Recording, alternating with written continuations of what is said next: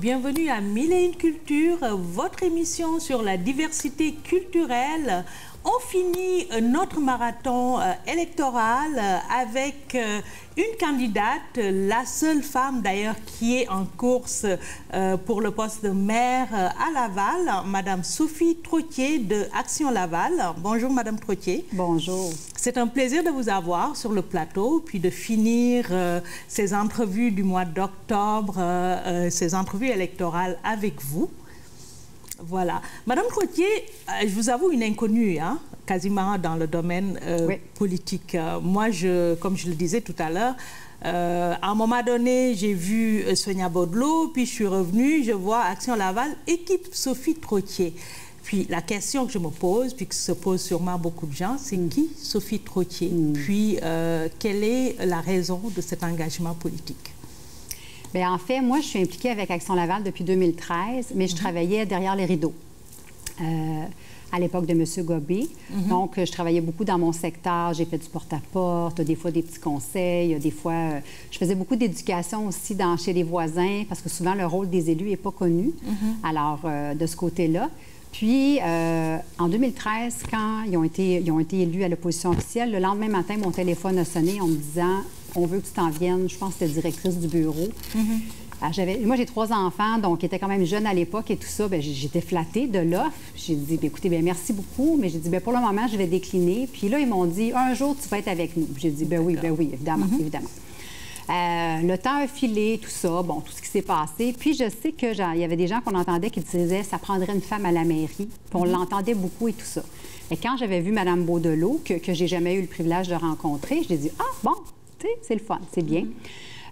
Et là, finalement, au mois de juin, je ne me souviens pas des dates exactement, mon téléphone a sonné, il était autour de la table, l'équipe, et puis ils m'ont dit « On a une proposition à te faire. » Puis là, ils m'ont fait la proposition d'être candidate à la mairie. Moi, je pensais que c'était une blague, honnêtement. D'accord. Puis honnêtement, je riais, puis il dit « Pourquoi? » Je dis « oui, demain matin, où est-ce que je signe? » D'accord. Et puis, mais à ce moment-là, en dedans de moi, j'avais le goût de dire oui tout de suite. Parce que c'est comme si j'ai vu ma vie flasher devant mes yeux. Puis moi, je travaille pour le gouvernement provincial depuis 1998, depuis que j'ai terminé mes études.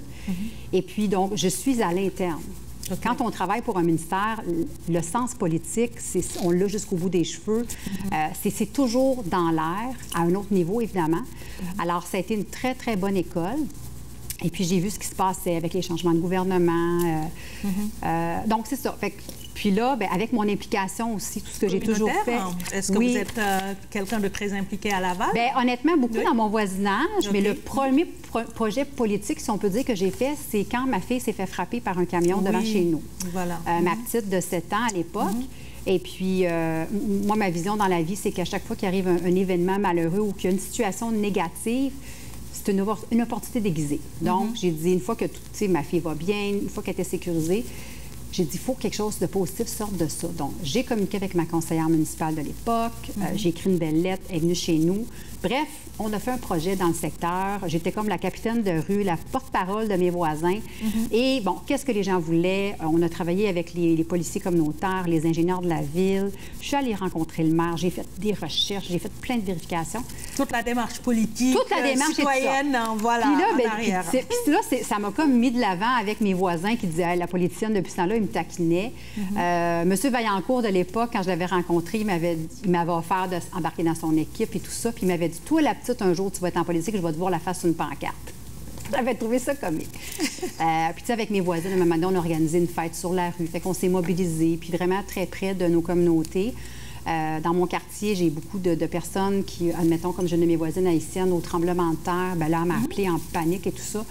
Parce qu'il était arrivé, puis elle voulait aller chercher sa famille. Donc, je l'ai aidée. Je suis devenue comme sa consultante en immigration. Fait que je me suis occupée de son dossier. Fait que j'ai toujours vraiment été impliquée dans ma communauté, là, très, très près. À mon église aussi, je faisais partie de l'équipe d'électeurs. Donc, il y a quand même une base qui est là. Il y a l'expérience de travail au gouvernement. Mais là, vous êtes à la barre d'un parti avec un projet pour une ville comme Laval, une grande ville qui est quand même je pense, la deuxième ville en importance au Québec, la deuxième ou troisième ville en importance. C'est un gros projet et ça prend une équipe avec vous. Parlez-nous un peu de votre équipe. C'est qui? Est-ce qu'il y a de la diversité? Elle est où l'expérience? Parce que malgré toute l'expérience dont vous m'avez parlé, ça va être quand même une première pour vous. C'est clair, c'est clair. C'est clair, c'est un gros mandat, c'est certain. Mais à date, tout ce que j'ai touché, ça s'est tourné en succès. Vous êtes une fée, une bonne fée. Moi, ils m'ont dit, Sophie, quand je suis arrivée, ils ont tous dit que tu es une femme de cœur parce que je mets toujours beaucoup d'amour dans ce que je fais, de la passion aussi. Une femme d'idées, une femme d'action, puis une femme de tête. Tu sais, je suis capable de tenir à mes idées. Tant qu'en dedans de moi, mon feeling, je sens que je peux aller au bout, je vais continuer parce que... Puis tu sais, moi, je défends des citoyens depuis 98. Je suis la voix des citoyens depuis 1998. Les 10 premières années comme agent d'aide à l'emploi. Donc, j'ai travaillé beaucoup, notamment à l'intégration des nouveaux arrivants. Des fois, là, on faisait les entrevues, là, on ne pouvait même pas se parler. On se faisait des signes et tout ça. C'était des entrevues, wow! Puis souvent, 3 semaines, 1 mois après, puis là, je disais, appelez-moi. Ils m'appelaient, puis ils pouvaient me jaser un petit peu. Donc, c'était vraiment intéressant. Et votre équipe? Et mon équipe, c'est ça, notre équipe, c'est les Nations Unies. Oui. D'accord. Oui, absolument. On a même j'ai une de mes amies, elle m'a dit, t'es comme en minorité visible dans ton parti.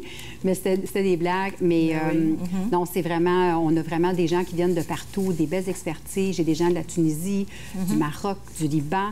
Là, je ne veux pas l'oublier, originaire d'Italie. Une belle diversité. Oui.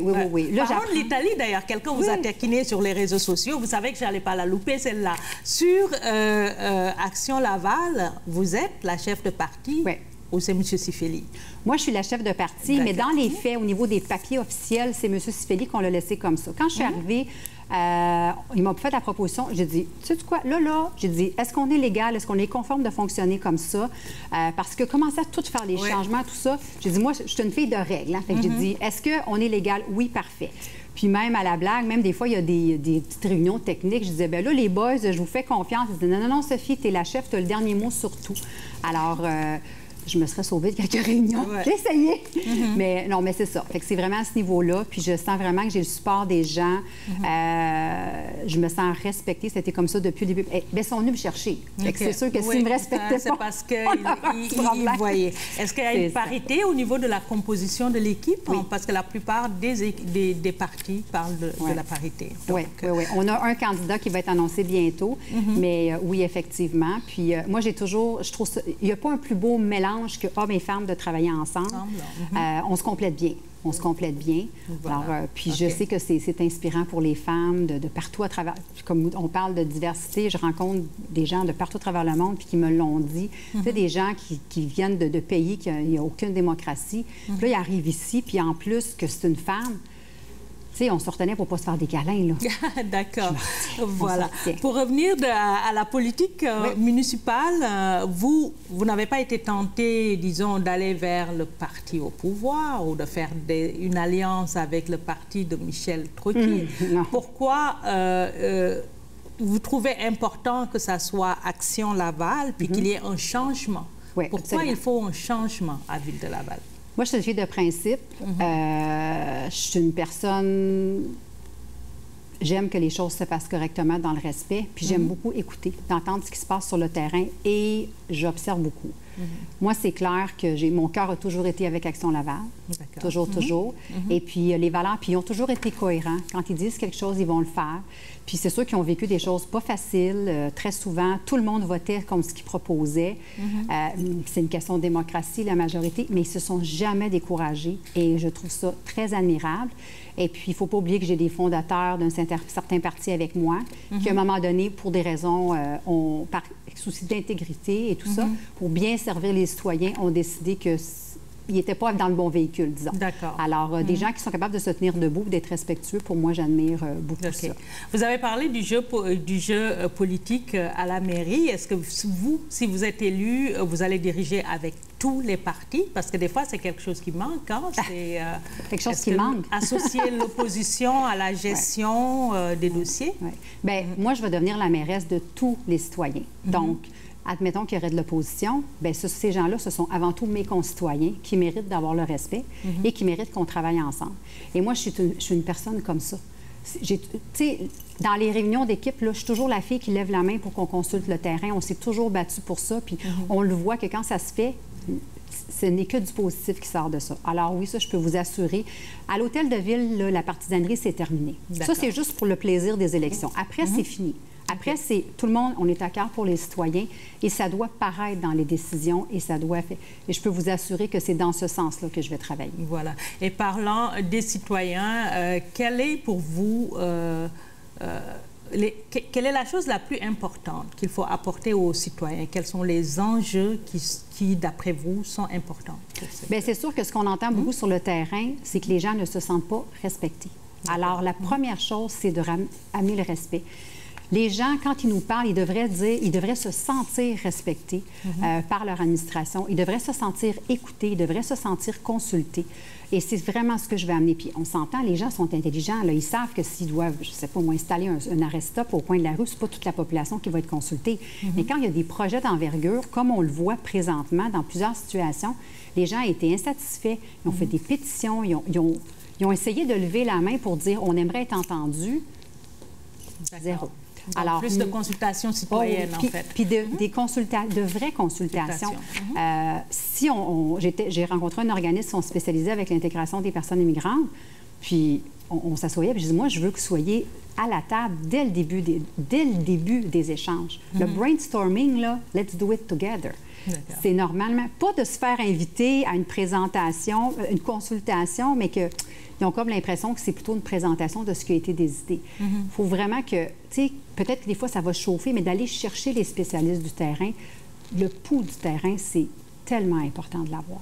D'accord. Tellement important. En tout cas, on voit l'enthousiasme que vous avez, Madame Trottier, et après vous être invitée dans cette course électorale.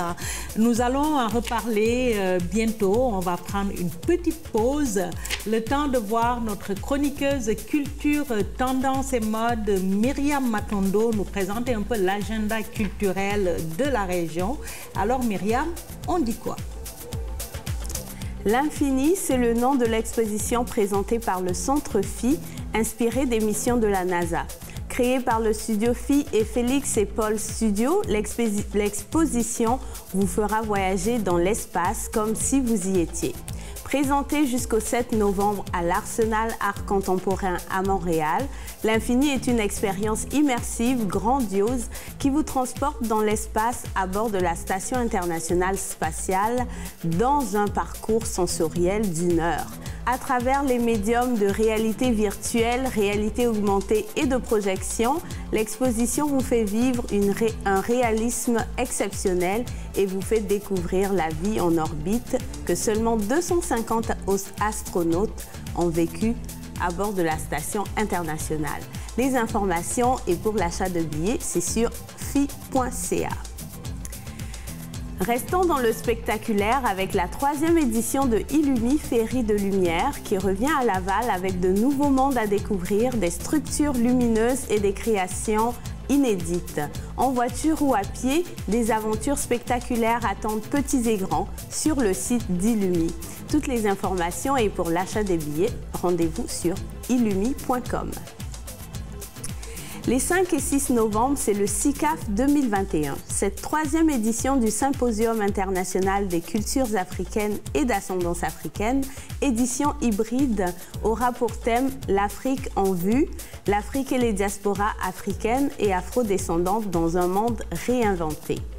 Bien que les échanges ne se limiteront pas seulement au continent africain et n'impliqueront pas que les Africains tout en gardant l'Afrique au centre des discussions, ce thème mettra en évidence la diversité des communautés de culture et d'ascendance africaine, les défis qui leur sont spécifiques pour la relance post-Covid, ainsi que leur place et leur contribution dans un nouvel ordre mondial à co-définir. La portion présentielle se tiendra donc au Holiday Inn à Laval et la version en ligne pourra être suivie sur les réseaux sociaux. L'événement est gratuit, mais il faut réserver sa place sur eventbrite.ca. Le 11 novembre, jour du souvenir, le spectacle Magto Goek, le chemin qui marche de Boucard Diouf sera à l'affiche à la salle André Mathieu à 20h. Ce spectacle, à travers lequel l'humoriste nous raconte Mactogoek, le nom que les Algonquins avaient donné au majestueux fleuve Saint-Laurent, est décrit comme étant un voyage historique sur un flot d'humour et de science. Pour acheter vos billets, c'est sur comotion.ca. Alors, on retrouve notre invitée, Sophie Trottier, Sophie qu'on a du plaisir à découvrir, qui se dévoile, d'ailleurs en toute innocence. Sophie, vous permettez que je vous appelle Sophie? Bien sûr. Voilà, bien sûr. vous serez peut-être bientôt ma mairesse. Alors, Sophie, c'est quoi la plateforme de Action Laval? Qu'est-ce que vous proposez? Vous avez parlé des enjeux, puis je comprends que c'est important le respect, la consultation citoyenne, d'associer les gens aux décisions. Mais en termes de réalisation, mettons économique, environnementale, grands projets, c'est quoi? Qu'est-ce que vous proposez aux Lavallois? Oui. Bien, c'est certain que l'environnement est au cœur de nos décisions, c'est certain. Moi, je suis une mère aussi de famille de 3 enfants, donc je veux que mes enfants aient une belle planète. Je vous dirais pas que je suis peut-être la meilleure au niveau de l'environnement, mais c'est sûr qu'on prend vraiment, on fait très attention, puis tout ce qu'on discute quand on pense à un projet, toujours avec les meilleures normes, admettons, de la construction et tout ça. Mais aussi, il faut développer notre ville économiquement. Donc, c'est important, ça doit coexister avec l'aspect environnement. Il faut développer notre ville. Alors, on avait lancé tout récemment le centre de foire qui viendrait vraiment répondre à un besoin dans la région, un super de beau projet, puis faire venir des gens de partout à travers le monde pour diverses compétitions, peut-être des artistes et tout ça, ça serait très, très intéressant. Et, bon, développer là, autour tout ce qui est nos restaurants, nos hôtels, enrichir notre belle ville, sans toujours penser à aller dans la poche des citoyens. D'ailleurs, on propose un gel de taxes pour les 4 Vous êtes les 3 partis d'opposition. Oui, ils ont changé d'idée. Bien, moi, l'engagement que je prends aux citoyens, c'est que, c'est ça. Donc, oui, on veut faire un gel de taxes, mais admettons, dans mon premier mandat, si vous m'entendez parler qu'il faut augmenter les taxes, le lendemain, je donne ma démission. Et là, je vous le dis verbalement, ça va être écrit, on a un petit pamphlet, là, ça va être écrit dans tous les petits pamphlets. D'accord. Les gens qui me connaissent savent que je suis une personne de parole, mais tu sais, vous savez, en politique, des fois, les gens ils ont la réputation, ben, ils parlent, puis fait que je vais l'écrire. J'aime la phrase des avocats qui disent « trop fort, casse pas ». Ouais, je trouve ça intéressant. Okay. Donc, ça, c'est important. C'est sûr qu'on veut établir des mécanismes très simples, mais pour vraiment travailler avec, que les élus puissent travailler dans leur district. Tu sais, puis de vraiment comprendre que Laval, c'est une super de grande ville, une belle ville avec une vision tu sais, globale, mais c'est 21 districts avec 21 réalités qui sont différentes. Donc, c'est important de regarder chaque particularité et aussi de faire en sorte que les fonds publics soient partagés dans toute la ville. Il y a des secteurs qui ont été malheureusement négligés, qui ont besoin d'amour. Donc, il faut vraiment aller de ce côté-là. Il faut développer... parle de quel secteur, par exemple? Bien, il y en a plusieurs. Il y a plusieurs endroits qu'on voit. Et puis, donc, il y a des petites choses là, qui auraient pu être faites, notamment beaucoup l'Est. Moi, je suis une fille de l'Est, alors on le voit, puis on l'entend beaucoup. On l'entend beaucoup. Tout ça, oui, voilà, c'est ça. Il y a des secteurs. Il faut développer les infrastructures sportives. On manque de glace à Laval. On manque de terrain de basket, le soccer intérieur. Puis, on le sait, moi, c'est sûr, ma formation en travail social, je sais que les sports peuvent venir sauver des jeunes, on le sait. Puis de pouvoir injecter aussi dans des programmes de mentorat, de coaching, qu'il y a des ressources disponibles. Tu sais, si un coach, il voit un de ces jeunes arriver, puis qu'il le regarde, puis qu'il dit « T'as-tu pris un petit quelque chose? » C'est pas un psychologue. Exactement, exactement. Qui est vraiment... Puis que les citoyens, là, ils doivent sentir qu'ils font partie de la solution. C'est leur ville. C'est pour ça que notre slogan, c'est « Reprenons notre ville ». C'est vraiment ça. Il faut reprendre la ville en main. Moi, j'avais vu Repensons Laval. J'ai dit, OK, bon, c'est une façon d'amener la chose. Mais tout ce que vous dites aussi, ça prend de l'argent. Hein? Ça prend... Est-ce qu'un gel de taxes ne mettrait pas les finances de la ville en danger? Parce que c'est l'argument de défense aussi de l'administration. Qu'est-ce que vous pensez de ça? Les vérifications ont été faites. Les vérifications ont toutes été faites. C'est sûr que, bien, vous l'avez sûrement vu. D'ailleurs, je vous ai apporté des copies au cas. Cet été, le vérificateur général a déposé son rapport, un 3e rapport, où c'était malheureusement, moi j'avais espoir, mais bon, malheureusement, la même chose qui faisait un reproche à l'administration actuelle, des problématiques au niveau de la gestion des finances publiques, notamment de manquer de transparence. Les élus n'ont pas les informations. OK? Et c'est le 3e rapport. Donc, et notre parti Action Laval, suite au deuxième rapport, on déposé un avis de proposition pour faire un plan de redressement pour que tout le monde travaille ensemble. On dit, attends une minute, là. La moitié du travail est fait. On connaît les problématiques. Maintenant, il faut qu'on s'assoie ensemble, puis un plan de match. Les problèmes, ils ne disparaissent pas tout seuls. Tout le monde a voté contre ça. Donc, c'est sûr que ça, c'est quelque chose qu'on voudrait regarder. Puis moi, je souhaiterais que mon premier rapport, là, qu'elle dise bravo, il y a eu de l'amélioration. Puis il y avait des enjeux de santé et sécurité aussi là-dedans. Quand on voit qu'on coupe dans la formation, c'est grave. D'accord. C'est Donc, très ça va sérieux. être une priorité pour vous, tout cet aspect-là. C'est l'argent des citoyens. Voilà. On va finir avec un segment sur la diversité. C'est sûr qu'on n'y échappe pas. C'est l'émission sur la diversité culturelle. Qu'est-ce qu'elle représente, la diversité, pour vous? Puis au niveau, mettons, du plan, de la plateforme d'Action Laval, qu'est-ce qui est pensé pour la diversité, la gestion de la diversité? Bien, c'est clair que c'est très important. Notre ville, elle est là. Et puis, les gens, ils viennent ici, on les accueille dans notre belle ville, mais il faut s'en occuper. Il faut les aider, il faut les accueillir. Alors, on aimerait ça collaborer avec la STL, puis avoir, une fois que les gens sont arrivés, puis d'organiser des visites de la ville, admettons. D'avoir quelqu'un dans l'autobus, un petit peu comme une visite guidée, pour leur montrer les ressources, puis qu'ils puissent voir les différents secteurs. On veut vraiment, vraiment travailler à faire connaître les différentes cultures, puis que les gens puissent travailler ensemble. Tu sais, moi, des fois, puis moi, je suis une fille, le multiculturalisme, c'est ma vie. Mes deux meilleures amies, polonaises et haïtiennes. Mon conjoint, mon mari, d'origine italienne. Partout chez nous, j'ai du monde de... Il y a un party chez nous, vous entendez toutes les langues, et c'est super beau, c'est super intéressant. C'est ça. C'est le portrait de Laval. Hein? On parle d'un Lavallois sur 3 minorités visibles, mais plus de 50% de la population immigrante. C'est quand même une des plus grandes villes en immigration. Mais on se rend compte aussi qu'au niveau de la gestion de la sécurité, il y a quand même des problèmes de profilage, il y a beaucoup de tensions entre la police et les jeunes. Au niveau du recrutement, au niveau de la municipalité, Laval, comme beaucoup de municipalités, ne rencontre pas les cibles en termes de recrutement de la diversité. Avez-vous, vous, un plan, un incitatif, quelque chose qui va être mis en place pour que ça change? Bien, ce que j'aimerais, si vous permettez, je vais saisir la balle au bon. Il y a eu une consultation qui, je pense, qui tire à sa fin, justement à ce niveau-là, pour que les institutions, tout le monde travaille ensemble, puis au niveau de la diversité, puis tu sais, on entend parler de racisme systémique et tout ça. Puis le travail de plein de gens n'est pas évident. Puis il y a de la méconnaissance à beaucoup d'égards. Donc, quand la consultation a été lancée, les élus ont été mis à l'extérieur de ça. OK? Donc, alors que les élus, c'est la voix de la population. OK? Alors, normalement, les élus devraient piloter ce projet-là et travailler en collaboration avec les experts à la ville. Donc, nous, ce qu'on avait fait, c'est qu'on avait fait un avis de proposition. Une de nos élus, Mme Agléa Revelakis, a fait un avis de proposition de faire un comité comme ça, mais piloté par elle, une élue, et tout le monde travaille ensemble, que tous les élus soient autour de la table, de tout le monde. Bien, guess what? Tout le monde a refusé. Tout le monde a voté contre ça. Donc, ça met la table.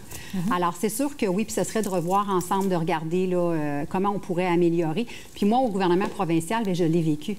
On avait une politique, et puis dans nos bureaux, c'était très multiculturel. C'était le fun. Si vous voyez les dîners qu'on se faisait des fois, là, à la table, là, j'avais une collègue africaine, italienne. Écoute, c'était avant le COVID, évidemment. Voilà. Mais des belles richesses. Donc, oui, effectivement, il faut regarder ça. Il faut se pencher là-dessus. Puis, c'est gagnant. C'est plaisant pour tout le monde. Là. Ouais. On arrive au terme de nos 20 minutes. Je pense qu'on a même un peu dépassé. Vous voyez, ça se passe très, très bien, puis très rapidement. Êtes-vous confiant pour finir? Absolument. Voilà. Absolument. Très confiante. D'ailleurs, la population nous le dit beaucoup, beaucoup. Les gens sont prêts pour un changement. Ils veulent. Puis il y a beaucoup de gens qui ont dit, il y a eu un premier mandat, on a fait confiance, on a donné une deuxième chance. Malheureusement, et les résultats, et ce que je vous ai parlé, bien, les gens nous en ont parlé aussi. Et puis, justement, tu sais, tout le monde paie leurs taxes, tout le monde a envie d'avoir leur petite part du gâteau. Le centre de foire aussi a un accueil très, très positif, parce que les gens, justement, ce qu'ils veulent dire, c'est on veut enrichir notre ville, créer de l'emploi pour nos jeunes. L'environnement, là, quand on pense à l'environnement, ça commence par faire en sorte que les gens n'aient pas à aller partout, traverser des ponts, que les gens puissent travailler près d'ici, avoir une meilleure conciliation travail-famille. Puis ça, par ricochet, ça affecte la santé mentale de nos Lavalloises et Lavallois. Donc, c'est très, très intéressant. Alors, oui, je suis très confiante. très, très confiante. Voilà. Avec une superbe équipe. Voilà, alors, c'est à vous de décider et on vous laisse y réfléchir en musique avec Myriam Matondo qui va vous présenter notre coup de cœur artistique. Quant à moi, je vous retrouve la semaine prochaine. Amour Lumière de Rebecca Jean, une artiste multidisciplinaire, est une chanson tirée de l'album du même nom et qui parle d'unité, solidarité et du respect entre les peuples. Les noms oubliés, cacher la vérité, finit toujours par se dévoiler. Couper les liens sacrés seront bientôt tous régénérés. Au nom de mes forêts qu'on a guillotinées, je bénis mes racines d'avoir su repousser. Amour, lumière et compassion sur nos ancêtres, sur nous et nos enfants. Et que chacun reçoive cette guérison comme une offrande pour 1000 générations.